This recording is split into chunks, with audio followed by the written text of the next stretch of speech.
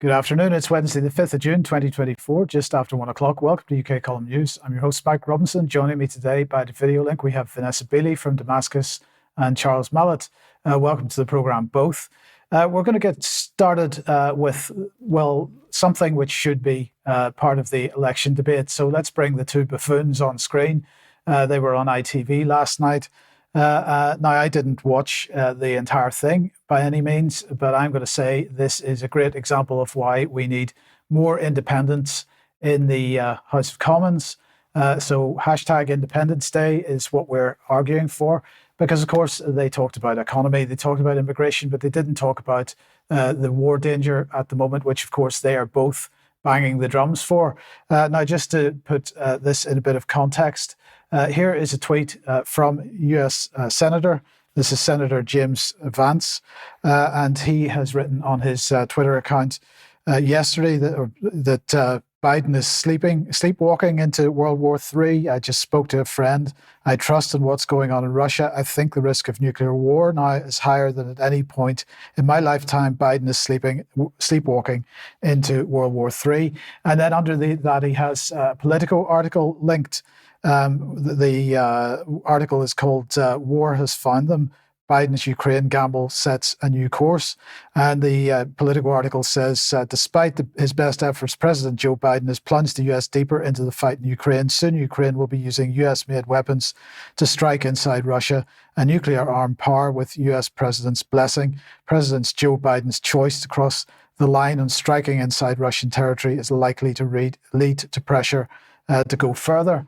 Now, RT then has published this article from Fyodor Lukyanov. He's works for various think tanks and so on. Russia needs to explain its red lines to the West. What he's saying in this article is, well, I'll just quote a little bit from the final paragraph. It says, what do you do in such a situation? And he's talking about the Ukraine situation and Western weapons being used in this way.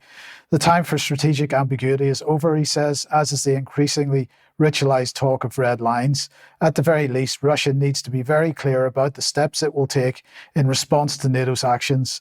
Vagueness only encourages flip-flopping and fosters a sense of impunity.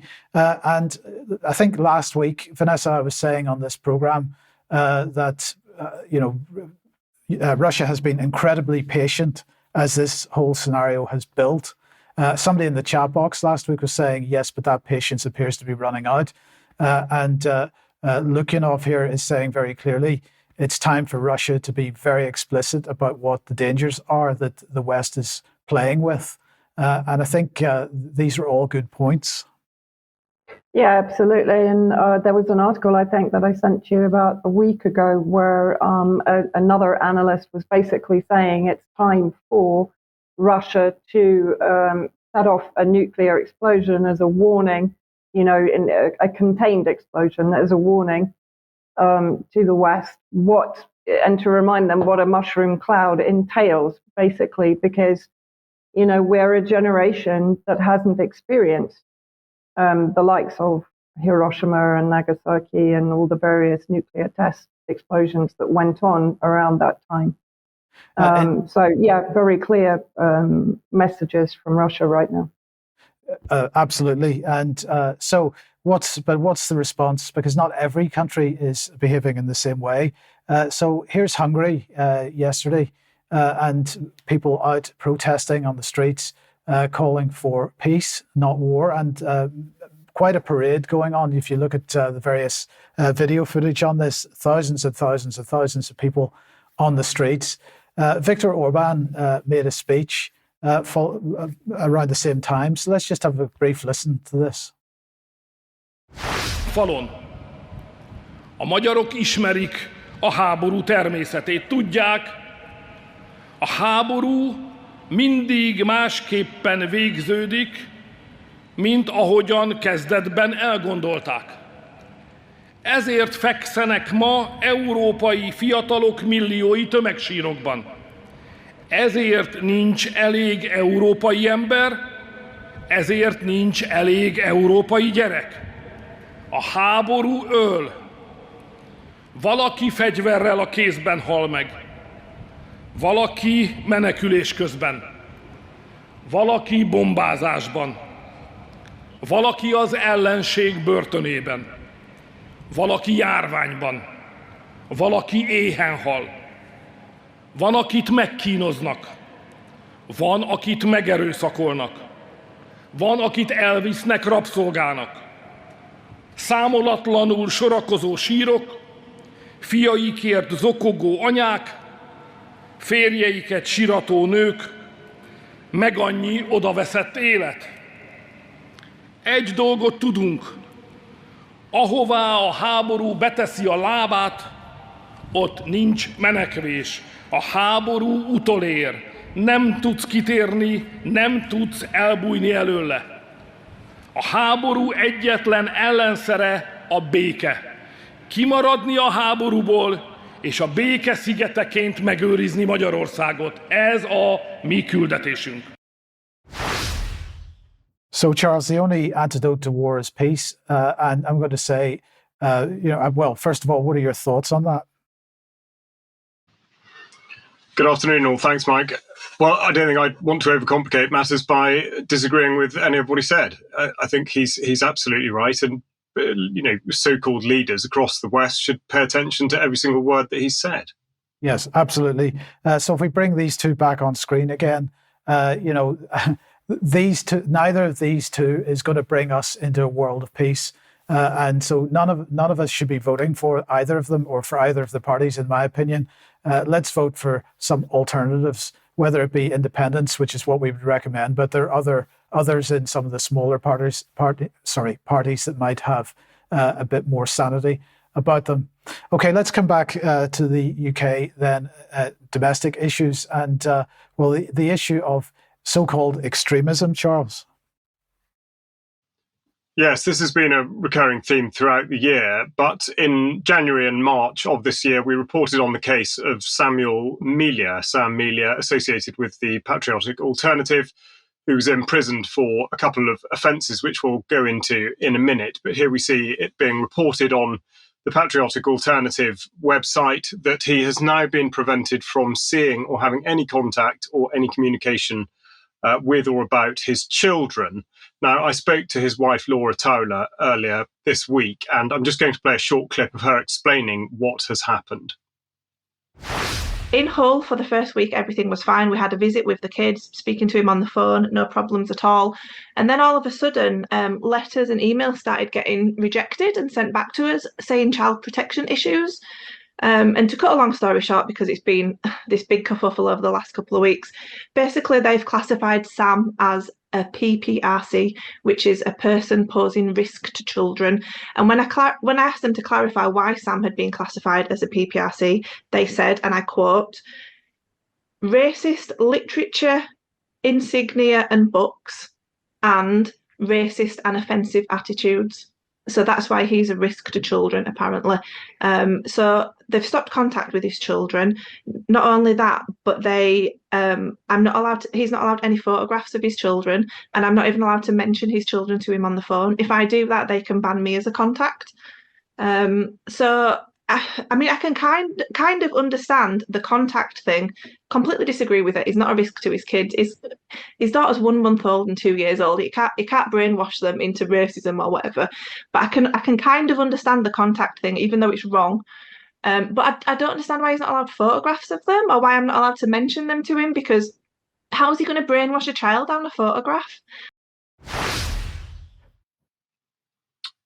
Laura ends with a very, very good question. Now, I've been in touch with HMP Hull to ask more about this, and they say that they may be able to reply within 20 days. So we'll just have a quick look at what Laura had posted on Telegram, specifically just to reinforce what she's talking about, and particularly the use of the very confusing language about, first of all, posing a risk of serious harm to children, but also saying that it does not state that he does pose a direct risk of serious harm to children. But as she says, through the children being exposed to posters, insignia, literature and attitudes.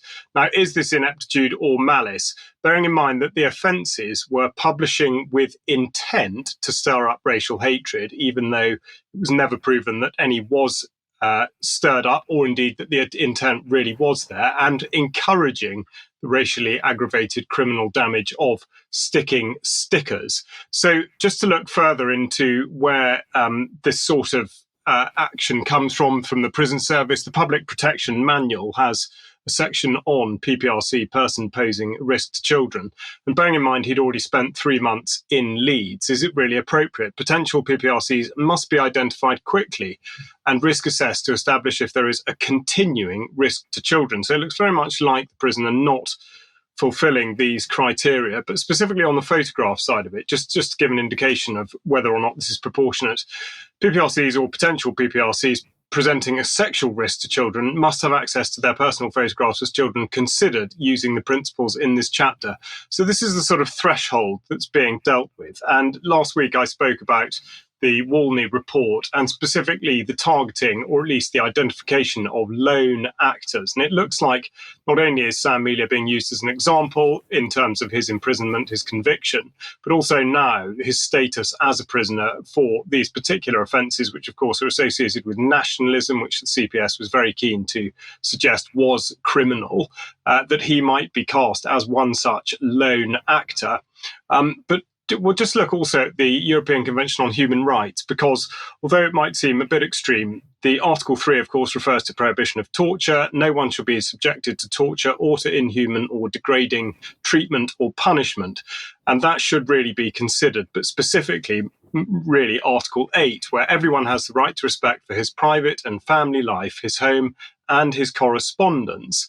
And it continues that there shall be no interference by a public authority with the exercise of this right, except in the interests of national security, public safety, or the economic well-being of the country, for the prevention of disorder or crime, or for the prevention of protection of health or morals.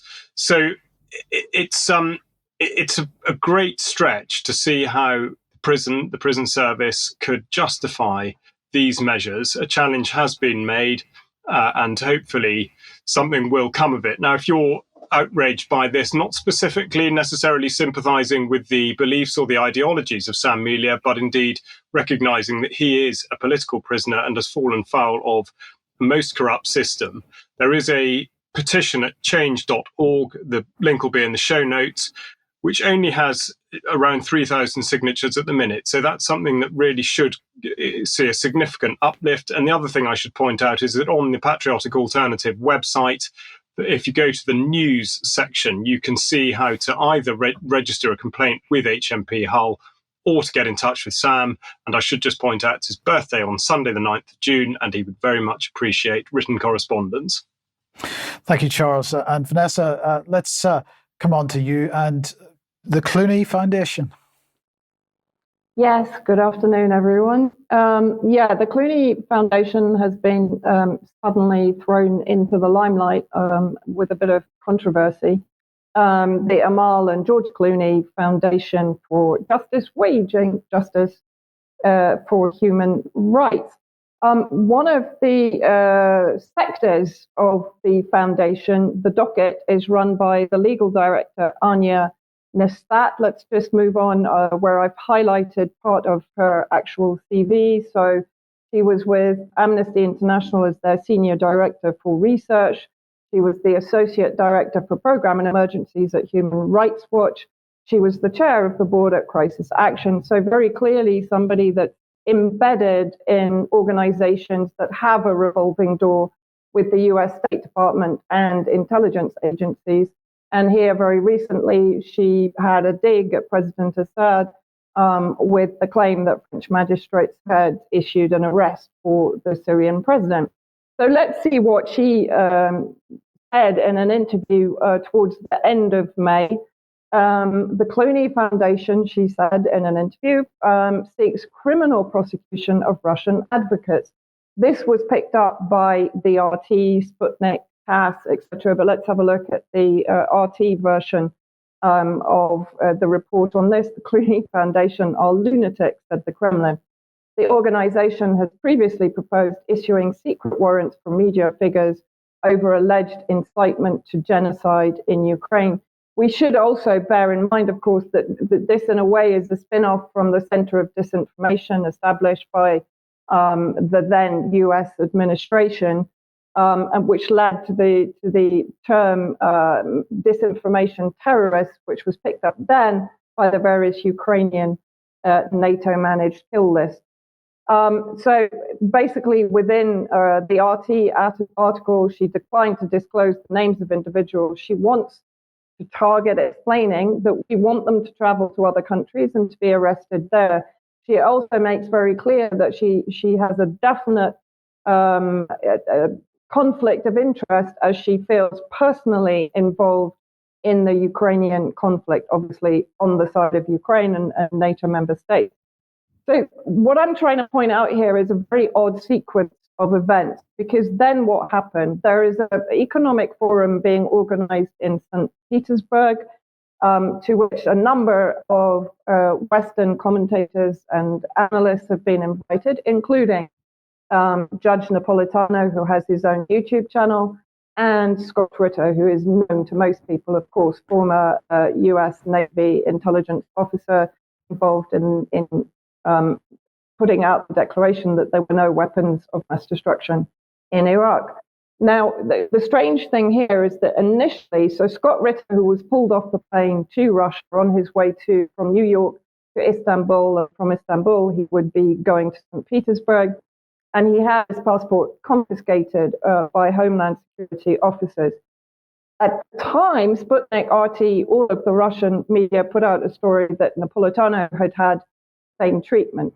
However, let's just, because that was later updated, and Napolitano said he was given a message by Ritter to warn him not to go to Russia because the sponsor of the two of them, or of the organization, had been arrested inside Russia. So let's just have a look at a part of the exchange between the two.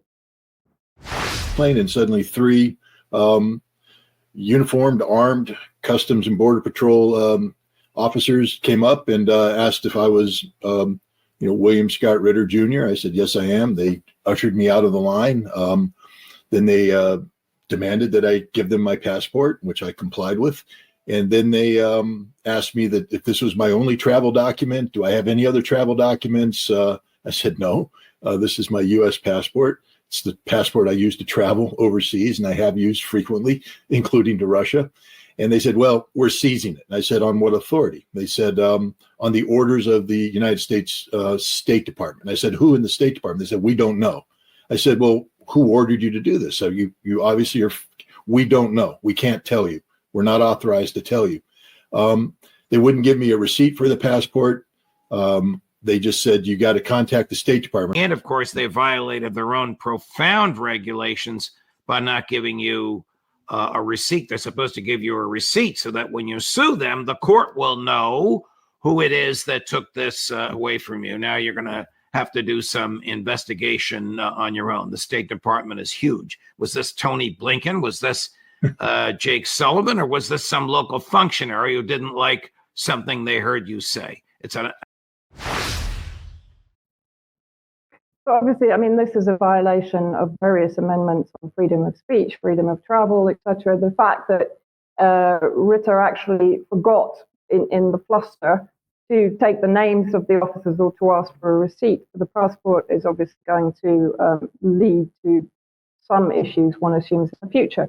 But what's really strange is that almost simultaneously, or just after Ritter had basically announced that he had been prevented traveling, George Clooney put out this announcement on Twitter saying that in regard to recent reports about Russian journalists, someone in our foundation misspoke. I'm the son of a journalist. We at the Clooney Foundation would never go after journalists, even if we disagree with them. In fact, we have a long track record of protecting journalists. Now, people will know Clooney from his activity as Barack Obama's point man in Darfur in Sudan.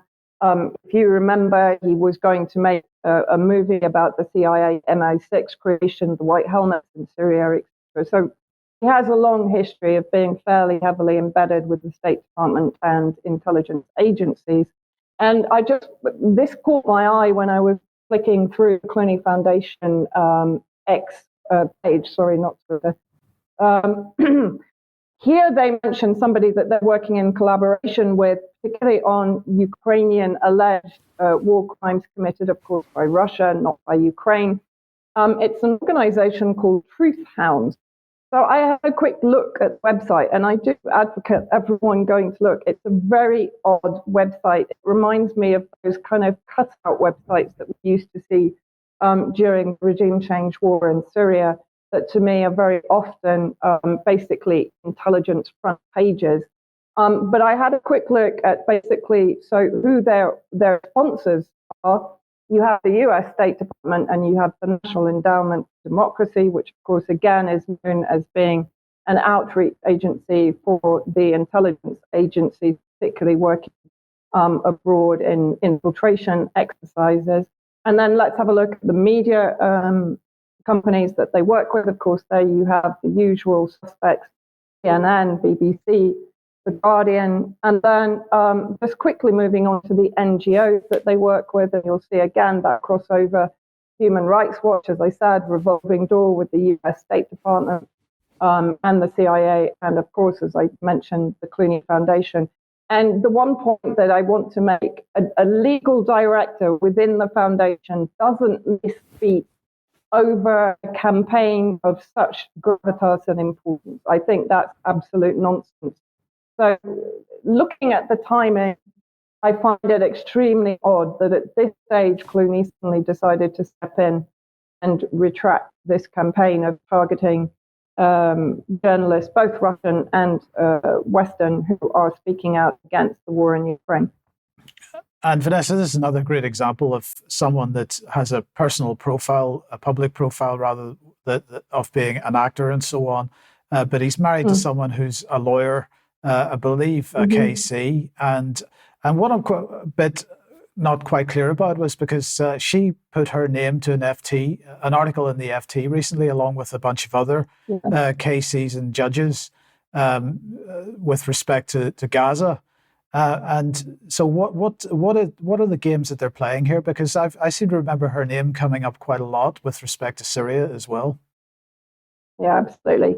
In the FT article, of course, what that letter actually still claims is that Hamas committed the atrocities that have been 100% debunked by analysts since October the 7th, so that they're maintaining the Hamas atrocity narrative that defends Israel, of course, and basically justifies the genocide, the ongoing genocide. But also there was an interesting article in Mondovas, which is Hebrew media, opinion media, where they actually said that the ICC arrest warrant had actually played in Netanyahu's favor. In other words, he could now play the anti-Semitic card.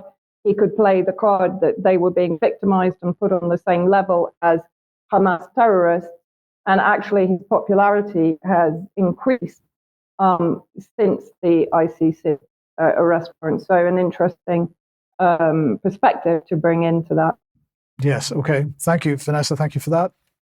Okay. If you like what the UK column does, you'd like to continue doing it, we do need your support. So if you can possibly help us out, the website to go to is support.ukcolumn.org. The options to help us out are there.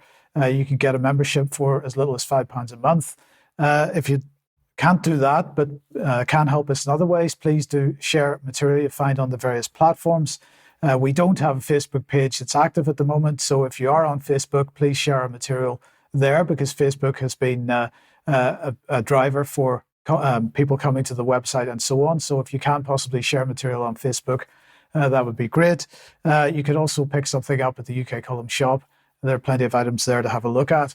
Now, tomorrow at 1 p.m, the third episode of the new series of The Health Revolution with Clive DeCar will be going out live, at 1 p.m. tomorrow for premiere. And we're answering some more questions again, similar to the first episode. So do join us for that.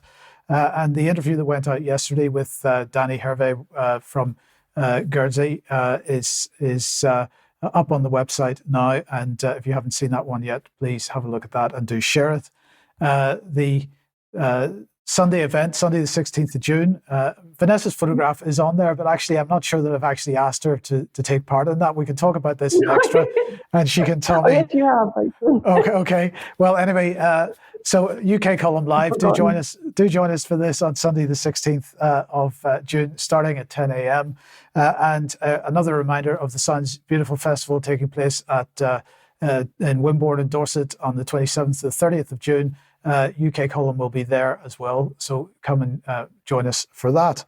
Now, let's move on then to the issue of the NHS. And well, yesterday it was announced that the NHS was coming under cyber attack. So let's bring SynLab on screen. And SynLab is the company who was providing the service to the NHS that has been attacked. SynLab is, well, it's a joint venture, as we'll see in a second.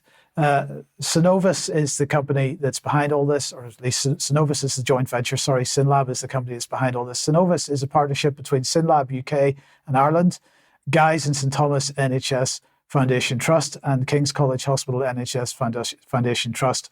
Our organisation brings together the very best in clinical, scientific and operational expertise, is what they say, but not apparently IT expertise, as we'll see in a couple of seconds when Charles continues this. But they issued a statement with respect to the cyber attack, which said Synovus, a partnership between two London hospital-based trusts, and SynLab was the victim of a ransomware cyber attack. So this is where so-called cyber criminals managed to get some software on your systems which encrypts the data on your systems, and then they hold you to ransom, so you've got to pay them some Bitcoin in order to get the data released again. This has the effect, they said, this has affected all Synovus IT systems, resulting in interruptions to many of our pathology services. It's still early days, and we're trying to understand exactly what has happened. A task force of IT experts from Synovus and the NHS is working to fully assess the impact this has had and to take the appropriate action needed. Regrettably, this is affecting patients, with some activity already cancelled or redirected to other providers as urgent work is prioritised. We're incredibly sorry for the inconvenience and upset this is causing to patients, service users and anyone affected. The incident is being reported to law enforcement and the Information Commissioner, and we're working with the National Cyber Security Centre and the Cyber Operations Team. And they went on to say, we will share further updates as we know more, but regret we are unable to respond to individual queries from the media at this time. So thank you for your understanding. Now, this is the man in charge, Mark Dollar. I believe you do know this, gent, Charles. From the dim and distant past, yes, we began the process of joining the army at the same time. So his background is not in this field at all. But I don't have an awful lot more to say on whether or not he's capable of getting out of this hole. Yes. Okay. So let's come back onto the statement from Synovus. Yes, I think the critical part really, and the lesson to be taken from this is, whilst there are of course serious consequences for all the people that were affected specifically by this and the sort of the health implications, really what I want to do is to use this as an effective case study. And of course, the critical part really is that they describe themselves as having invested heavily in ensuring our IT arrangements are as safe as they possibly can be. Now, the lesson to learn from that is that they can never be safe. There does not seem to be a single mode of technology or any sort of digital platform which doesn't succumb ultimately to some sort of invasion like this. And therefore, this should be borne in mind, specifically with regard to consideration of identity and currency and the obsession, really, that the system has, the establishment has, with digitizing absolutely everything. This should be a very stark reminder of the frailty of these systems. Now, we'll look a little bit wider because fraud is such a big issue now, accounting for nearly half of all crime in the UK. So the BDO fraud report has come out for the last year, and we're just going to go through some of it. Before we do, I should just point out that the business of investigating and protecting against fraud is not a bad one to be in. The fee income of all BDO firms, including the members of their exclusive alliances, was $14 billion as of September 2023. However, that to one side, in their fraud report, and this specifically concentrates on the UK, they say that in 2023, 2.3 billion of fraud was far below the 2021 figure of 10 billion, largely due to the massive level of fraud linked to the government support schemes during the COVID-19 pandemic. So again, I just reinforce the message that when it comes to trusting the government to manage a digital system properly, we should not be presenting that trust to them. They do not deserve it. Anyway, the BDO report goes on specifically with cybercrime, and of course the sort of current thing being AI. And of course, this is where we discover quite what a double-edged sword it is, because they talk about AI picking up momentum and blurring the lines between what is real and what is fake. Whilst AI-enabled technology can provide revolutionary methods to conduct business, it does also, unfortunately, create a host of new opportunities for AI-powered scams. Now, I think that would have been fairly obvious to anybody who'd given it due consideration, but nonetheless, that is the sort of cyber part of it. The other part of sort of, let's say, more conventional fraud is now apparently being dealt with by government in slow time, but the result of the Economic Crime and Corporate Transparency Act of 2022 has brought about the offence of failure to prevent fraud. So we're just going to have a quick look at what that means.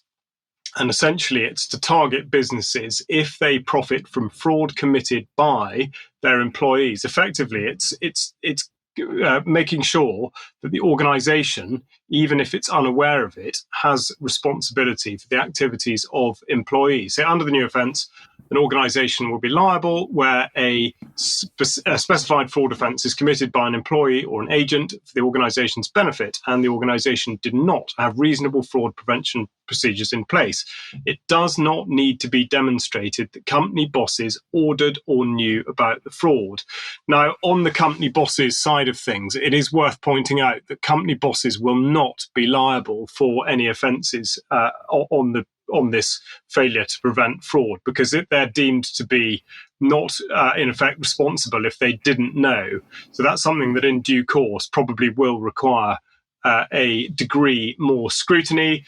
The other thing that's being very much scrutinised now is Companies House part in all of this, and they report just last week that they're making progress on implementing the reforms that are brought about by this legislation, in particular on the Economic Crime and Corporate Transparency Act. Sorry, I misspoke, 2023 it is, not 22. Reforms of Companies House processes and new statutory functions and objectives for the registrars, reforms of laws that apply to limited partnerships, and new provisions relating to the register of overseas entities. So this should really be significant, but it remains to be seen how Companies House will actually deal with it. And indeed, House of Commons Library putting this out again from last week in terms of what can be done and how the register is corrected. Identity verification, a large part of it, and what exactly is or is not deemed to be correct. So the registrar carries out the checks, and she has limited powers to verify or validate the information which is delivered to her. I think it's a common misconception that Companies House has had a responsibility to date to be able to do that. But they go on to say, provided a document appears to be properly delivered, the registrar must register it. So that's the system by which Companies House operates at the moment. And we'll just go on a little bit further to say that the registrar will now be given broader powers under the Economic Crime and Corporate Transparency Act, so she can become a more active gatekeeper over company registrations. This will include powers to check, challenge, and refuse to register any information which is inaccurate or false, whilst also ensuring any fraudulent addresses can be removed more easily. So there's a lot to consider there, and whether or not this is actually going to have any effect at all, it's far too early to tell, but nonetheless, Companies House do appear to be doing something about it, and when there is publication of data to give any sort of feedback in terms of metrics of success, I will, of course, report on that. Thank you, Charles. Thank you. Now, Vanessa, let's go back to the Middle East. And what's going on in southern Lebanon? And is it all about Hezbollah? Not really. I mean, of course, what is Hezbollah doing? It's trying to basically contain the Israeli army in the northern occupied territories so that there isn't a full-on assault on Gaza, apart, of course, from what we've seen. Israel has been sort of crying wolf for some time over an invasion into southern Lebanon. These are just some of the statements put out by Yoav Gallant, the war minister. Basically, he's talking about copy-pasting the Gaza war to Beirut. We'll return Lebanon to the Stone Age. If Hezbollah wants to go up one level, we'll go up 5. And quite recently, Gallant made the statement that, or rather, he warned of a potential hot summer in the north as Hezbollah attacks an IDF post. And in reality, what have we seen? We've seen really a very big increase or in intensity of the conflict in northern occupied territories with Hezbollah in southern Lebanon, and massive fires across the upper Galilee occupied areas. Where you'll see the North sees more sirens and fires. Just a couple of pictures of the fires that are basically raging throughout that upper Galilee region, causing untold damage from attacks by Hezbollah that have not been intercepted largely by the various air defense systems that the Israelis always boast of. Hezbollah attacks scorched nearly 2,500 acres of northern Israel. And if we just look into details very quickly there, 30 firefighting teams were deployed to extinguish the flames. As a result of the fires, major roads in the Galilee remain shuttered. 990 acres of land were burned near Amiad, and it continues. There is, of course, outrage now that effectively people are claiming in this area that the Israeli regime is not responding to the tragedy that's unfolding for them in the northern occupied territories. And then very interesting, so we have the increase in rhetoric of a potential invasion of southern Lebanon. We've had this morning, which I couldn't report in time, but there was an alleged ISIS attack on the US embassy in Beirut, which of course makes me immediately think that's a pretext for the US to increase military presence in Beirut under the justification of fighting ISIS, which is of course the proxy terrorist group in Syria and Iraq. This is in Israeli media. I think yesterday I crossed out Hezbollah because it was warning given to, one assumes, diplomatic representatives in Beirut by or via diplomatic channels by the British, warning of a mid-June Israeli onslaught. Now, in my opinion, we're not looking at a ground invasion. That's already been a disaster for the Israeli forces in Gaza. In my opinion, what we will see, at least initially, is an increase in attacks deeper into Lebanese territory, potentially in Beirut itself, targeting, of course, hospitals, civilians, and so on, as they've done in Gaza in an attempt to put pressure on Hezbollah to withdraw. Yes, okay, thank you for that. Now, here's the Telegraph, and they were pushing this article out yesterday. The NATO maps out plan to block Russian invasion. Pre-planned logistical routes could help stave off a potential Russian attack. So we're preparing for war here. Here's the Mail. Revealed NATO plan to get US troops to the front line to fight Russia. Alliance prepares for rapid deployment of American soldiers amid fears Moscow is plotting major war with Europe. And the impression that you're left with these articles and others of its type is that this is all a NATO initiative and that this is something new. But if you've been watching the UK column for a lot of years, you'll know that there's nothing new about this at all. So let's just bring the map on screen and we can see the routes that they're talking about. And this is all about military mobility. And we've been talking about military mobility for many, many years here at the UK column, because this is part and parcel of the of the European Union Defence Union project. So here's Federica Mogherini going back to 2018 here. And she was already talking back then about the next steps on the military mobility action plan. So if you're in any doubt about the fact that they've been planning for exactly this scenario for many, many years, You can put those doubts aside. If we put that back on screen again for a second, this is something for 2019. The announcement that 22 member states of the EU, that's Austria, Belgium, Bulgaria, Croatia, Cyprus, Czech Republic, Estonia, France, Greece, Hungary, Italy, Latvia, Lithuania, Luxembourg, Malta, the Netherlands, Poland, Portugal, Romania, Slovakia, Spain and Sweden, and the European Defence Agency signed a new programme that implements a major part of the Action Plan on Military Mobility, allowing free cross-border surface and air movement of personnel and equipment. And this was all part of the European Defence Union project. You've seen this, or at least many people have seen this graphic quite a number of times. This is from the European Commission themselves, although it's our version of it. And you can see on the right-hand pillar here, they consider a core partnership to be NATO and another core partnership to be the United Nations. But NATO has always been a part of this entire project.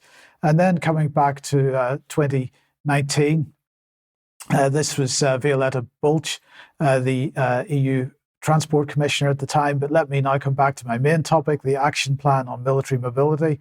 This was adopted at the end of March by the European Commission and the EU High Representative for Foreign Affairs and Security Policy. And she said it was developed in the context of our President's commitment during his State of the Union speech in September 2017 to have a full-fledged defence union in place by 2025. So this has to be seen in this context. The EU has been stalled on many occasions in their efforts to get this defence union in place. So, if you think of all the various sub-unions that they have in terms of banking union and monetary union and various other types of unions, this was just another one of those, and so on. So let's bring the current High Representative, the so-called Foreign Minister of the European Union, on screen. And of course, the Military Mobility Project was part of PESCO and led by the Netherlands, provides the right platform, he said, after the US, Canada and Norway joined last year. The UK's participation is yet another proof of the importance of this project. So the UK is part of this as well, as we always said it would be.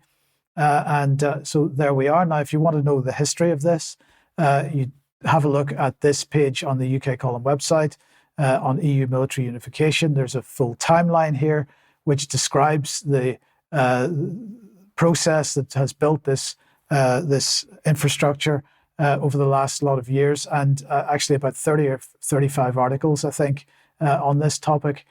So go and have a look at this because it is absolutely key to appreciate that everything that we're seeing happening today and all the plans that are in place today have been being built over many, many years. And Charles, the point I would make here very strongly is that we have been talking about this for years. And I believe we're the only media organisation in the UK that has been talking about the building of the European Defence Union and the implications that has for putting pressure on Russia. It certainly has never been discussed in the mainstream media at any level of detail. So that is a pretty unique topic in the UK for British media, at least. It is. I hope that does two things, which is first of all to confirm to people who listen to and watch UK Column that they're doing the right thing by following us, because exactly as you say, this has received no coverage at all. I think also it serves as a good reminder that these sorts of things to coordinate to achieve that degree of sort of willingness to cooperate and the rest of it does take an awfully long time, but also it requires, on the information side of it, it requires a very cohesive narrative to keep effectively telling everybody that Russia is a threat, that Russia intends to do this, regardless of what Russia actually does or says. And I think that's the other main thing to draw out of this is the ground that can be gained, perhaps not literally, but what can be done with just the suggestion of something happening or indeed not happening. Yes, indeed. Thank you, Charles. Now, Vanessa, let's come back to you. And, another attack by Israel on Syria. Yes, actually, the third attack in, May coming into June. But this one is significant, and bearing in mind, of course, as we've talked about, the potential of escalation against Lebanon, and of course, any war against Lebanon will definitely bring Syria into the fray. But this was in the early hours of the morning. I think it was 12:20. on the 3rd of June, Israeli warplanes using Jordanian airspace and then the airspace over the illegal US military base in Al Tanf, which is shaded in grey there on the border with Jordan. They entered at very low altitude to avoid radar detection to the southeast of Aleppo city in the north of Syria there, and fired, I think it was 13 missiles hitting 6 targets to the north of Aleppo city itself in an area there called Fayan, which included the destruction of civilian infrastructure. And if we can just move on, I actually wrote an account of what happened at my Substack. 15 people were injured. The majority of those were civilians. 17 were killed.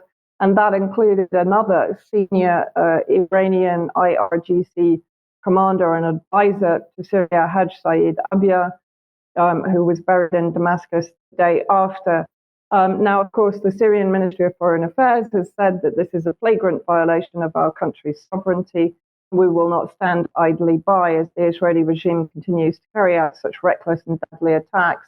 Moscow also sort of gravely condemned the attack, as it always does, saying, of course, that it will destroy regional stability, as it does.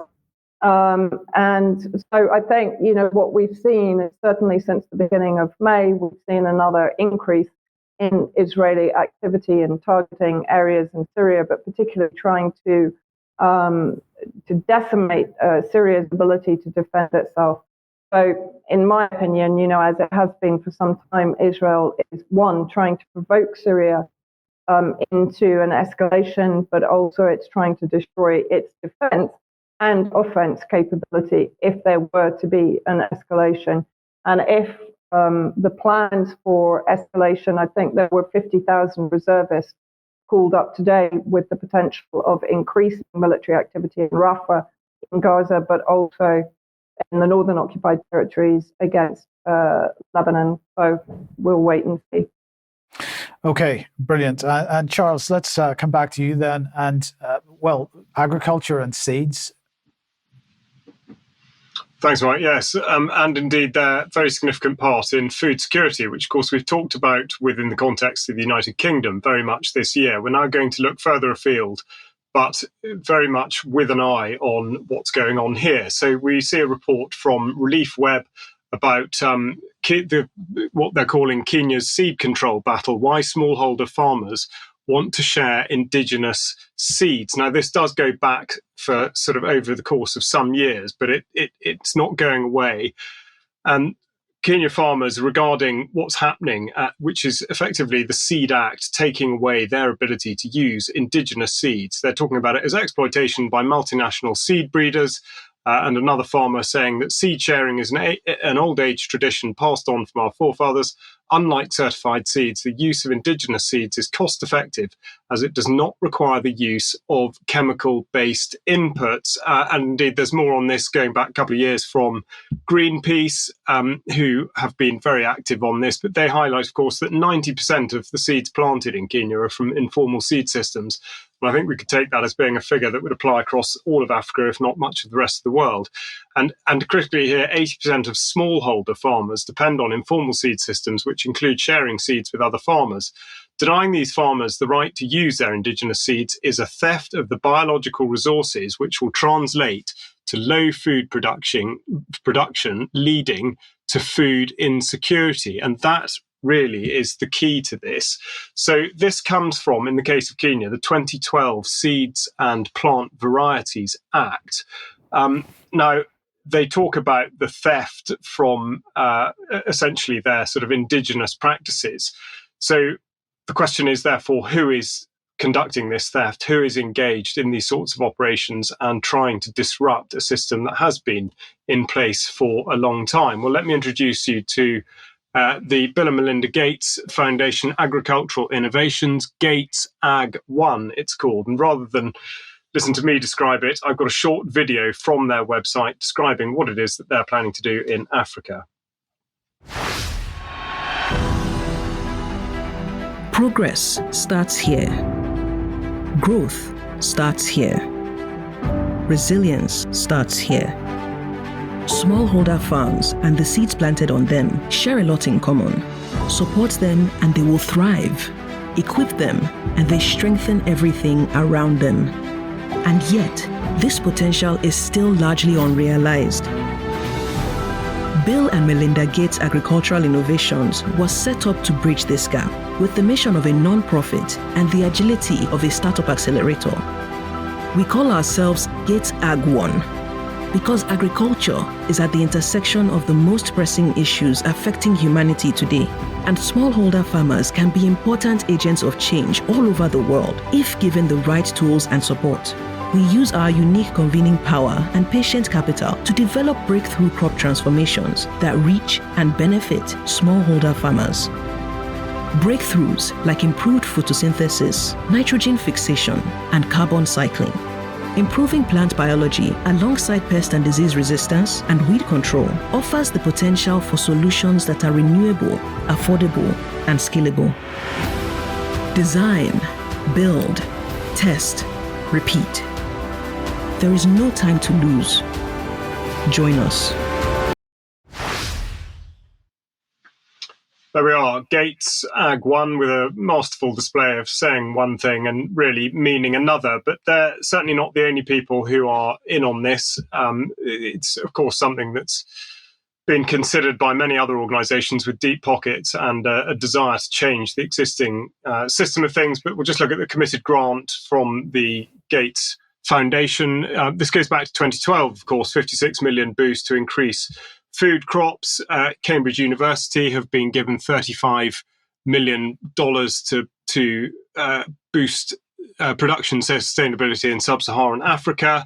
Indeed, the Rockefeller Foundation, of course, have an alliance for a green revolution in Africa.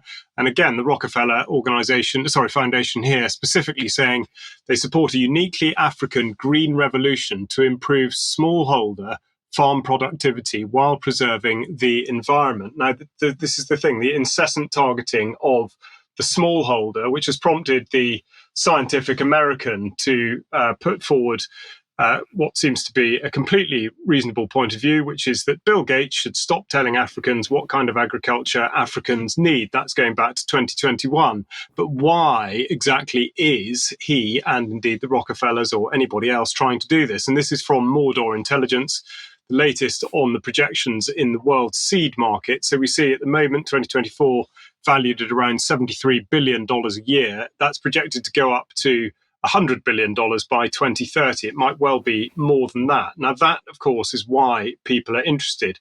The other thing that I should make clear here is that the type of seeds that they're talking about creating and selling are seeds that have in some way been modified. And therefore, we heard earlier about the necessity for chemical inputs. It also means that they're likely to be sold as being drought resistant or pest resistant. But that, in large part, is going to mean that digestibility by the human body is going to be greatly inferior. We see also in the literature from African farmers saying that these sorts of seeds are going to be very unlikely to be suited to the African conditions and will require huge cost inputs. But in Norway, in Svalbard in Norway, you may be aware that there is a seed vault there where effectively heirloom seeds that have not been adulterated are kept from all over the world in case of such a situation where there needs to be effectively the requirement to be able to start sort of seeds from scratch again. And you'd think, therefore, given the hybrid nature of what we've been talking about, that these people would have nothing to do with it. But of course, that's actually not the case. And here we see Bill Gates on LinkedIn saying that he's really enjoyed the virtual tour of the Svalbard Global Seed Vault. So it seems slightly odd that he would be involved with that. But lo and behold, back in 2007, he actually gave it some money. So why would he be interested in that? And then just quickly to round off, I point towards the Genetic Technology Precision Breeding Act, which came through in the United Kingdom in 2023, of course, with the full support of the NFU. But the reason I highlight it is that it's being talked about as a key tool for food security.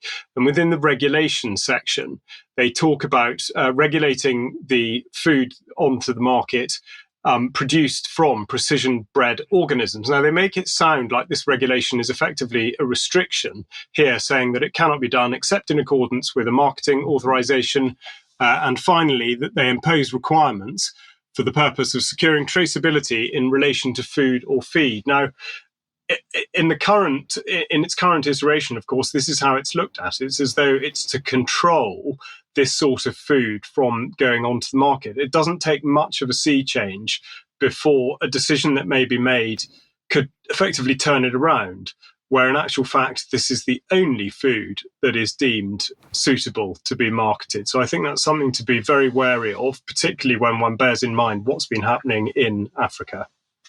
Yes, and the other point, Charles, about that legislation that needs to be mentioned is that while it says this is not genetic modification, they say that there is no introduction of, or there is no foreign genetic material in the final organism. That, of course, isn't entirely true. They're allowed to introduce foreign genetic modification in order to bring about a genetic mutation.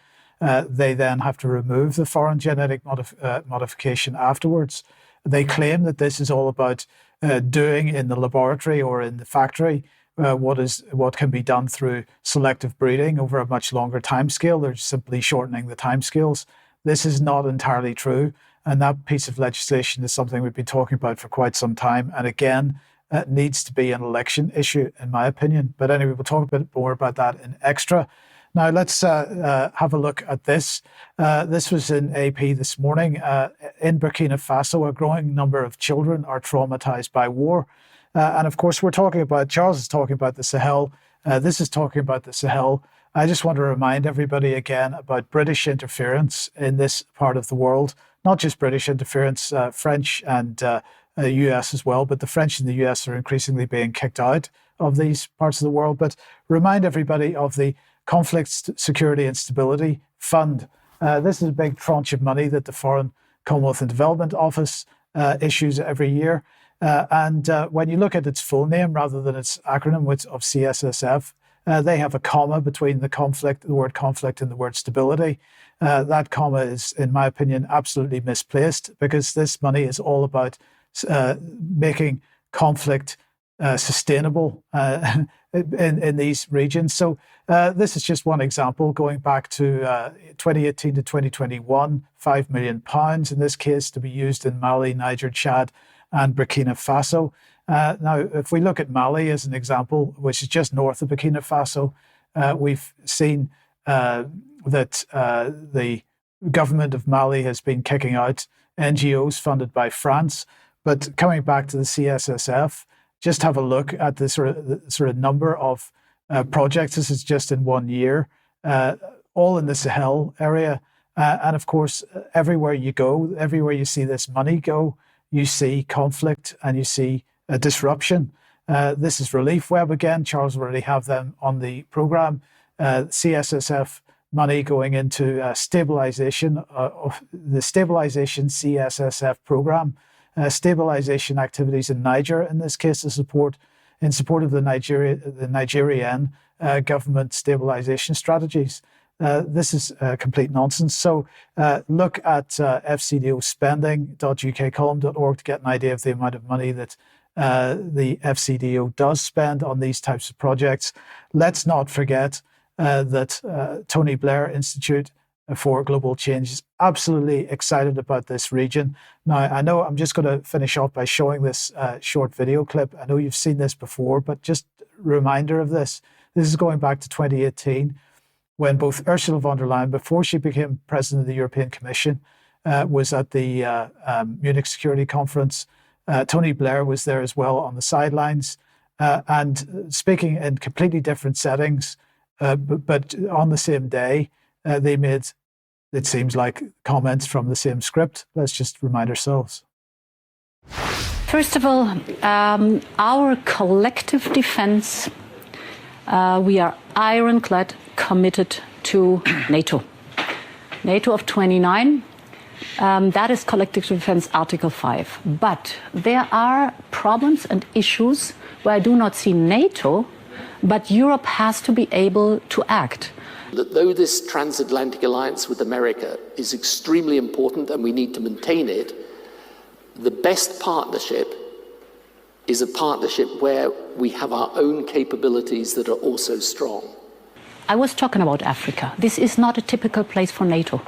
We are very committed to NATO in other places, but Africa is a place where we need to be able to act as Europeans. For example, one of the things that my institute does is work in Africa, and at the moment we're particularly focused on the Sahel group of countries. That's that band of countries across the north part of sub-Saharan Africa, where you've got exploding populations, dire poverty, radicalization and extremism. We may well face the next wave of migration and extremism from those countries. It makes perfect sense for Europe to have the military capability to help those countries with their security. And for that, we created the European Defence Union to have a comprehensive approach with diplomacy, economic development, and the military means. So, Vanessa, very briefly, CSSF money is going into these countries. These countries, rather than it bringing peace to these countries, it brings more conflict, it seems. And in the meantime, we've got the European Union seeing Africa as being its southern neighbourhood, and we've got the Tony Blair Institute for Global Change seeing it as being its playground. We gotta feel sorry for the people on the receiving end of all this. Yeah, I mean, the CSSF, as I've always said, is basically there to secure perpetual war and instability, basically. And it's a fund which has zero transparency. Most people don't know, even within Parliament, where that money is being spent. For Tony Blair, I mean, I think what we're seeing at the moment is, rather than an arms race, we're seeing a commodity race. It's a race to control as much of the world's commodities as possible. And of course, Africa is high on the target list. Yes. Okay. Thank you for that. Now, we're just going to end with a comment on the new currency, which has been released in the United Kingdom, because, of course, King Charles' head is now on the money, if we can put that on screen. And there it is. Doesn't it look fetching? Now, I realize this is possibly going to discourage the use of cash in this country, because who wants to walk around with his head in their pocket? But I would just say, this is just the bug we've got to bear in the meantime, until we can do something else and get somebody else in place of him. So please don't let it put you off using cash. We don't want to head into a cashless society. I think I would understand if it does cause reluctance, but we've got to fight these feelings and continue using cash. And we'll leave it there for today. No doubt we'll be talking a bit more about that in Extra as well. Thanks to everyone for joining us today. Thanks to Vanessa and Charles for taking part. We'll see you in a couple of minutes if you're a UK Column member for some Extra. Otherwise, 1 p.m. tomorrow for the interview with Clive de Carl, and we'll see you 1 p.m. on Friday for another UK Column News. See you then. Bye-bye.